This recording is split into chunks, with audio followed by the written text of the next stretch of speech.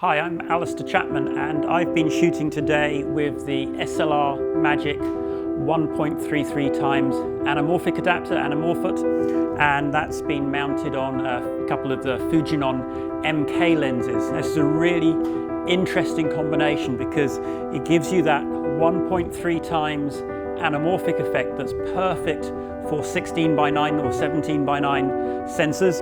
In terms of pictures, what's it going to give you? Well, it's going to give you that very distinctive change in the shape of your bokeh as you focus. So as you go in and out of focus, the background defocus changes shape very markedly, very distinctly.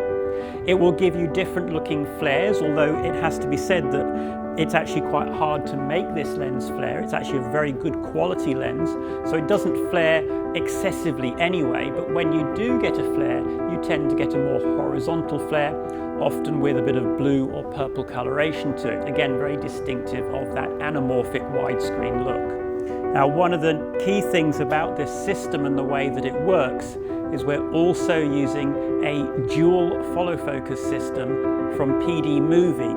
And what the PD Movie system allows us to do is to control the focus of the anamorphic adapter and the lens together.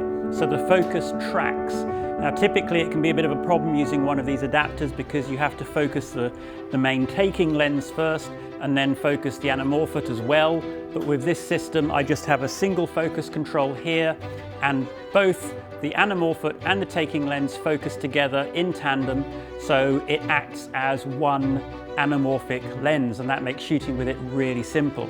There are some limitations. You can't really use it wider than about 30 millimeters. So if you're using the 18 to 55, 30 millimeters is about as wide as you can go. You don't want to operate the aperture wide open. If it's wide open, it does tend to be a little bit on the soft side. So just stopping down by a stop or so sharpens it up very nicely. But as an anamorphic lens, as a front element anamorphic, what that does mean is as you pull focus, the bokeh changes shape in the background. The image sort of compresses and de-squeezes a little bit. It's a really nice effect.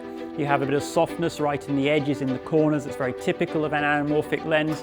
And it really does give you that full, proper anamorphic look at a price point that is much, much lower than you would have for buying a set of anamorphic primes, for example. So when you're shooting anamorphic, there are a couple of things you need to be aware of. The image is squashed by the lens when you shoot it. So when you look at it in your viewfinder, it may look distorted. Round wheels won't look round, they'll look sort of oval shaped. So what you want is a camera or a monitor that can do a de-squeeze for you. And there's lots of options there. Now the F5, F55 from Sony, they can do that in camera if you have the R5 RAW recorder on the camera. Or, as I've been doing today, what I've been using is my monitor here. So this is actually an Atomos Shogun Inferno. And the Shogun Inferno has the de-squeeze function built in. So it is able then to re-squeeze the image and give me that letterboxed widescreen film-like image that you get when you shoot with an anamorphic lens. So what do you need to shoot anamorphic? Well, you have the Anamorphot adapter from SLR Magic, and that goes directly on the front of your Fujinon MK lens. And then you need the PD Movie dual focus system so that the Anamorphot adapter and the lens focus together in sync. Now it is possible to shoot without the PD Movie follow focus system. You can do it. You have to focus the Anamorphot adapter and you have a calibrated focus scale on the lens, and then you focus the lens as well. But it's a bit cumbersome, and basically trying to do a pull focus of any sort is next to impossible because you have to use both hands together to focus both lenses. So I do recommend that you do get the PD Movie follow focus system. It really is what completes this and makes it very easy to use. So what does this bring to the party? Well, it brings a very low-cost way of shooting anamorphic on a very wide range of cameras. Because the zoom lens is parfocal, you can zoom in and out and the focus will track just fine. So it's not just a prime lens, it is still a zoom lens system, and it does give you that flexibility, the ability to shoot very quickly, zooming in and out, reframing very fast, work nice and easily.